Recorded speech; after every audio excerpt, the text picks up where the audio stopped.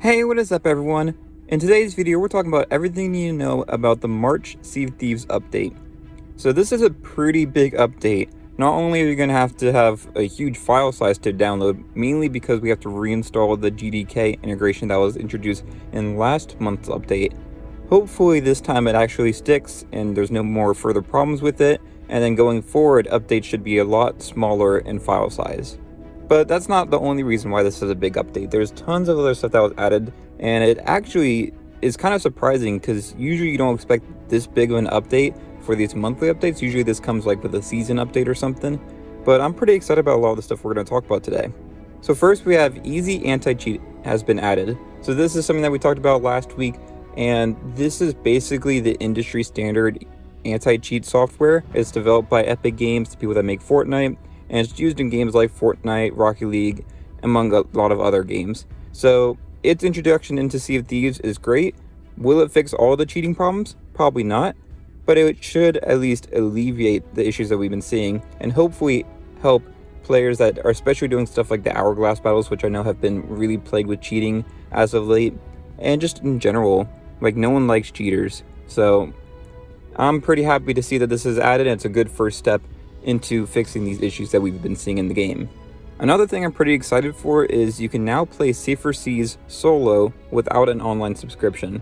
So whether you're on Xbox Live, which is now a Xbox Game Pass Core, pretty bad name for it to be honest, I like Xbox Live, but you don't need that anymore to play Safer Seas solo, which is pretty nice benefit because I know for me, one of the reasons I switched to PC was I didn't want to pay for Xbox Live. So if I were to ever get an Xbox console, or what I'm actually going to do, which is when the PlayStation 5 version comes out, I'm just going to get that copy there.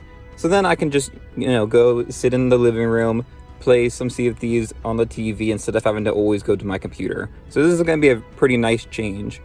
Another good thing, I don't know how useful it will be because I haven't really seen what it looks like yet, but they've added expanded options for in-game reporting tools. So that should be good. However, I feel like you're probably just going to be going to the website to report anyways. So we'll see how good of this reporting tool it is. It'd be nice if you could upload screenshots and video clips inside of this tool. We'll have to wait and see for that though. There are a few more updates that I'm not too excited for. First is the Adventures tab has been removed. So if you saw the video that I did on Tuesday, I'm pretty sad about Adventures being canceled. And this is the first step for them to really just kind of get rid of it. So kind of sad to see that go, but honestly, it makes sense. The Adventure tab hasn't been used since last year. Like, it's almost been a whole year since we've seen anything new in that tab. So it really shouldn't have existed anymore anyways. If they wanted to do something with the Adventures, I could probably see them moving it into the Build Rat tab or something like that. I could see it fitting there a little bit better. But in general, it's a little bit of a sad moment that Adventures are over. Another thing that I'm not happy about, to be honest, I think it could be a good idea, but it's just not great in the current state of the game, is they added a new message of the day feature which will show on the main menu screen when you first boot up the game. The reason I don't like this is because our UI for just getting into a game right now is just terrible.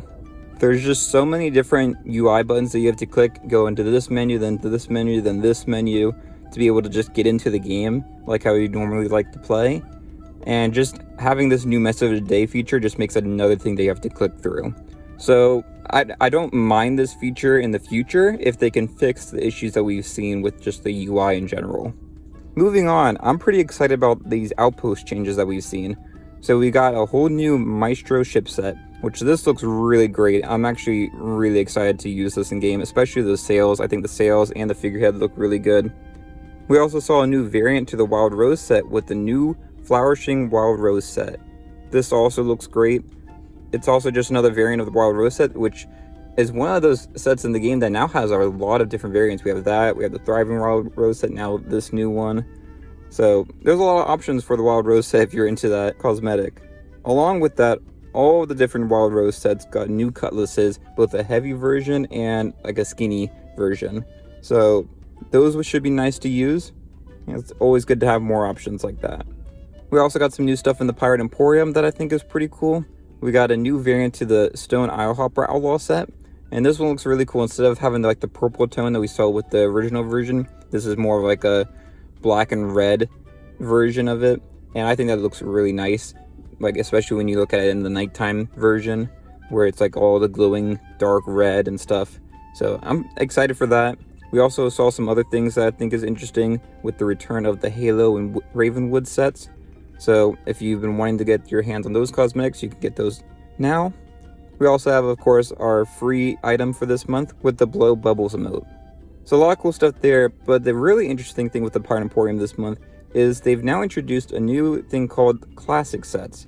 So these Classic Sets will now cost less, and they will be featuring older Emporium items such as the Bear and Bird set.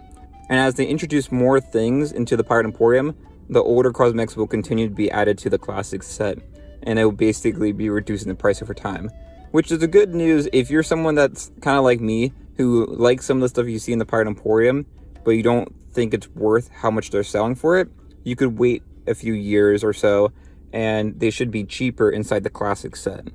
So good things there, I think. It would have been interesting if they did something a little bit different with this, because I think we're getting to the point where there's so many cosmetics in the Pirate Emporium that they're trying to break it up a little bit and kind of prioritize some of the newer stuff, which makes sense. I don't know if maybe just making a classic section works for that, or if they should go more towards the route of having like a rotating feature list. But regardless of what they do with this in the future, I think this is a great step to helping alleviate the amount of stuff that's already in the Pirate Emporium, make it a little bit easier to find things, and give us a nice discount for older stuff. Because honestly, some of the older stuff, it's kind of hard to compete with the newer things, especially like we just looked at today. I got the new Isle Hopper set where it has like, it will glow at night, and you know, it's kind of reactive in that sense. Stuff like the Bear and Bird set, can't even imagine doing any of that because it's more of just like a basic generalized ship set, which is fine. I think it worked well back then, but now they've stepped up their quality since then. So there is more competition with that, and I think having this classic sets makes sense. Some other news to just kind of mention in this video. We're going to have Twitch drops this weekend. You can grab some new cosmetics. I think they're for the Eastern Winds set again. I mean, not that interesting in my opinion, but obviously the free cosmetics, so might as well get them if you want. And then next week, the thing that really we should all be looking forward to is the 2024 preview event, where we're going to learn what is season 12 going to be about and everything going on for the rest of the year. So I'm pretty excited for that. I haven't made a decision whether or not I'm going to live stream it or I'm just going to post a video reaction about it. Either way, make sure you're subscribed to the channel so you can know everything about that when that comes out next Wednesday. But other than that, let me know in the comments below, what do you think about this update? What's your favorite part of it? Did you really like the Outpost cosmetics? Or are you excited for anti-cheat being added to the game?